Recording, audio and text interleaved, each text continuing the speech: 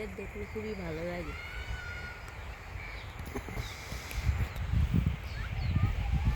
আসসালামু আলাইকুম, আমি ইসিয়াক। আমি বর্তমানে দাঁড়িয়ে আছি নারায়ণগঞ্জ জেলার ২৫০০ উপজেলার গোপালদী পৌরসভার সদাসুদি নামক একটি এলাকায়। এই এলাকায় আপনারা আসলে দেখতে পারবেন সুন্দর সরিষা ক্ষেত। এই হলুদ রঙের এই সরিষা ক্ষেত দেখতে আমাদের খুব ভালো লাগে। চলেন আমরা ওই সাইডের সরিষা ক্ষেতগুলো দেখে।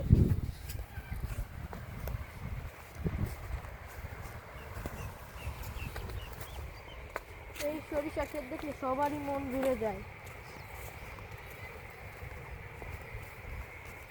আর এই সরিষার ঘ্রাণ খুব সুন্দর। এই সরিষা থেকে কি সরিষা ফুলের মধু হয়? জি জি, এই সরিষা থেকে ফুলের মধু হয়। আচ্ছা যা আচ্ছা, খেতে খুব মজাদার। খুব সুস্বাদু। খুব সুস্বাদু। আর অনেক সুন্দর একটা সরিষা ফুলের ঘ্রাণ আসতেছে কিন্তু।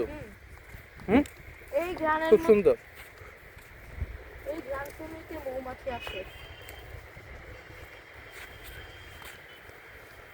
তাহলে এইখানে যদি কেউ আসতে চায় কিভাবে আসবে? এটা লোকেশনটা কোথায়? এটা হচ্ছে নারায়ণগঞ্জ জেলার, আমি আবার বলছি, নারায়ণগঞ্জ জেলার ২৫০০ উপজেলার গোপালদী পৌরসভার সদাসুদি নামক একটি এলাকা। আপনারা যদি ঢাকা থেকে আসেন তাহলে গুলিস্তান থেকে বিআরটিসি বাসে করে রামচন্দ্রদী চলে আসবেন। সেখান থেকে একটি অটো ধরে আপনারা গোপালদী আসবেন। সেইখান থেকে ছোট রিক্সা বা অটোতে বললেই আপনাদের এখানে নিয়ে আসবে। খুব কম খরচে আপনারা এখানে এসে খুব সুন্দর পরিবেশ দেখতে পারবেন। ঠিক আছে, আপনাকে অনেক অনেক ধন্যবাদ। আর এই জায়গা তো অনেক সুন্দর, হ্যাঁ। অনেক ভালো লাগতেছে। শীতের সকাল, খুব ঠান্ডা ঠান্ডা একটা পরিবেশ, মানে ন্যাচারাল অনেক, মানে ঘুরে অনেক ভালো লাগতেছে। ন্যাচারাল প্রাকৃতিক পরিবেশ।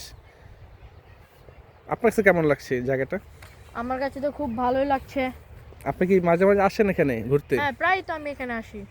আচ্ছা আচ্ছা, যেহেতু একটু বাসা থেকে দূরে, আমরা এই সরিষা বাগানটা দেখার জন্য আমরা রিক্সায় দিয়ে আসলাম, ঠিক না? 30 টাকা রিক্সা ভাড়া নিচ্ছে আসা, আবার 30 টাকা যাওয়া।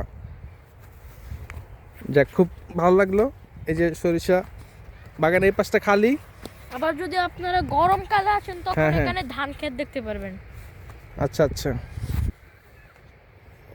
ঠিক আছে, অনেক অনেক ধন্যবাদ।